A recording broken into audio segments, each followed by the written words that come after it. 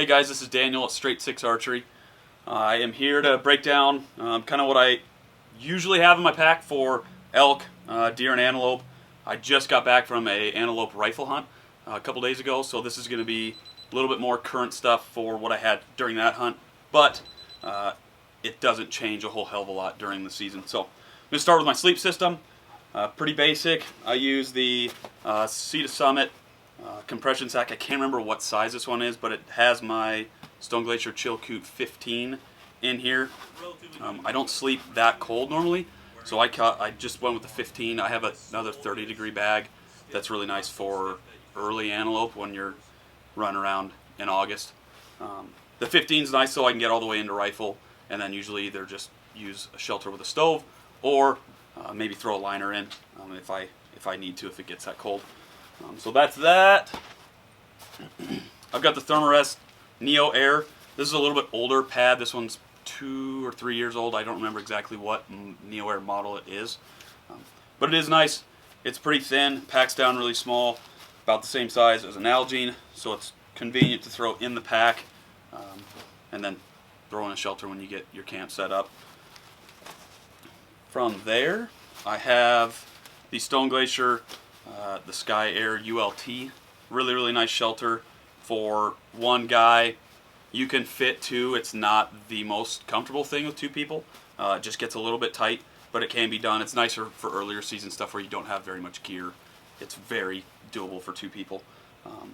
It does utilize trekking poles. Fortunately for me, I do carry trekking poles all year. These Luckies I've had really, really good luck with. The cam locks are nice. They hold up really well. I like the grips. And because I need them for my shelter, it is a plus having those all the time. Cool part with this shelter too is you can use just the mesh insert. For earlier season stuff, you don't absolutely have to have the cover on it. So you can sleep just to keep bugs off of you pretty much earlier in the year. Yeah, really, really nice shelter. This compresses down pretty good too once you get it in your bag and start cinching your bag down. I trimmed out 2 of the actual like pouch bags that some of the other gear in here comes with. One is actually now my archery repair kit that I usually have in the bag. But yeah, this thing is sweet, super light, really, really nice and manageable to carry around. So yeah. From there, I have food and cook system. I use the Optimus system. Really, really well built stove. Windshield's really nice, especially when you're not in a shelter maybe that has everything sealed at the bottom. If you have it lifted to breathe really well, you might get a little bit of wind in there. So it does help having that windshield on there. Nice top lid for you can cook with or just keep things cooking really, really hot there. And then just a standard stove or burner. Bolts right onto, screws right onto the top of the fuel. Throw that guy on top and you're cooking. Very, very easy. Really, really nice kit. You can do a lot of water in it too, which is kind of nice. If you do have a couple people with you, you can get enough water going for multiple meals. I like that. Instead of turning it on and off a bunch of times. Food-wise, the Alpine Air food is probably my favorite. We brought in Peak Refuel this year. This stuff is awesome as well, but I have really been a fan of the Alpine Air stuff. My favorite one so far is the Forever Young mac and cheese. Kind of just a easy meal, convenient. You don't have to worry about like different stuff cooking. Some other brands that we don't carry in the shop, you have to cook certain parts of the meal separately. These ones, boil water, put it in there, wait a couple minutes and you're eating. So very, very nice. And then the other one I got back here is Kung Pao chicken. Delicious. Alright, so past food and cooking, we'll go to boots. Normally I wear the Crispies. I have Thors, 2 pairs of Thors. I usually wear those like all year. I can get away with it. I just go with a heavier sock getting into rifle. This year I picked up a pair of the Hanwag boots that we just brought in this summer. This is the Onkosh. It's a full leather boot.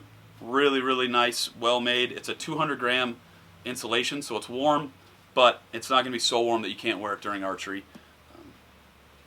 I haven't had any issues with them yet. Haven't oiled them, haven't done anything to prevent leaking yet. I haven't had that issue, so that's been nice. I've worn them for probably 10 days now out hunting. So they're relatively new to me, but I'm really, really enjoying wearing them. They've been good so far. This sole is stiff, but not so stiff that you feel like you're walking on 2x4s. These are very, very nice boots. All right, so since we broke down the rest of the gear that I had up here for sleep system, water, food, stoves, and boots, we're going to go to my pack, go through that. Again, we kind of talked about it earlier, the top lid, extremely nice for gear that you're using frequently during the day. It is really convenient to be able to just rip that thing open, grab gloves, a beanie, headlamp, stuff like that. These are very nice too, the way Stone Glacier designs it. You have the buckles on the front, and then you're on a slide on the back for the strap, so you can take this off. If you don't want it, you get to camp, maybe you don't want to have all that gear in the top, maybe use the front pouch here. You can do that, shave a little bit of weight, but this is very nice. I like having this on my pack pretty much all the time. Outside on the pack, I've got a hip belt pocket. This one's really, really nice. This size is great for your phone, GPS. I usually throw like my ammo pouch in there, my release if I need it off my wrist for whatever reason, and then like you can fit a pair of gloves and stuff in there too. So that pouch is really good. I have the quick release rifle sling on here, strap up at the top that is extremely convenient to get to. You don't have to dig around for it. It's right on top, goes around the barrel and the fore end, holds it really well. This strap, you just pull on it, it snaps off, and then the rifle comes out of the sling. Fully adjustable in length, so you can, depending on the length of your gun, if it's really the barrel sticking way too far up, you can push that down, kind of balance it out. Yeah, so then we'll dive into what I've got inside. This is pretty thin right now. Obviously there would be some extra clothing, jacket, maybe another inside layer or a down jacket or something. But I've just got the gear in there right now. I use the Wapiti kit from Caribou Gear for my game bags. I like this kit a lot because you can thin it out to what you need per what you're hunting. Don't have to have all 4 big quarter bags and the extra meat bag for deer and antelope. Like this last hunt we just got back from, I had 2 of the quarter bags and the 1 extra meat bag. It worked to put a whole antelope in, broke down. We actually, my girlfriend and I tipped 2 does over, and we fit 2 whole does in the 2 big quarter bags and the extra meat bag. So that was nice. You can cut some weight quite a bit by taking a couple of those out and just using what you need per the hunt. This is a Seek Outside Possibles pouch. This is the smaller bag. This one is my toiletry kit. Don't need to go too far into that. It's got TP, toothbrush, deodorant, some tape, a little bit of ibuprofen, and then there's some other stuff that goes in there depending on what I need, some band-aids, stuff like that. So another Seek Outside Possibles pouch. This is the bigger bag. I like this one a lot. I have my other set of game bags that we used on the hunt still at home getting cleaned, so this would normally be blown up a little bit bigger because I put the bags in here. Sharpener, a couple knives, paracord, extra blades, extra buckles actually for my pack. I usually just keep in here. If I decided to, I have those in my kill kit because if I decide that I'm going to pack out a big quarter or some meat without the bag on there, you can actually use with the Stone Glacier, you can take this buckle off of one side of the pack and put on the female end and then have your bag off, and these still act as a compression strap across the front, tighten it down, holds meat in place. So I like having it in that kill kit just because it's usually, I'm at that point when I would need that when I start breaking something down. That's pretty much it on interior. Like I said, normally there'd be a little bit more clothing, random stuff that you know, you throw in last minute, but that's going to be like what's in my bag all the time, no matter what. Couple miscellaneous things that I wanted to talk about too. We'll go over vinyl harness. I use the Mystery Ranch harness. This thing's sweet. I've had this one for 3 or 4 years now. It's definitely seen some wear and tear, but it still holds up really well. Still fairly water resistant. I've actually just taken some of the crispy waterproofing spray and sprayed it on here, and it helped a ton. Kept a lot of water off. Kept my binos from getting soaked when it was snowing or raining. Front pocket's really nice. I've actually got some little guys here, a lens cleaning cloth attached to one of these, and my smoke. Great for calls, maybe a knife, and your tags.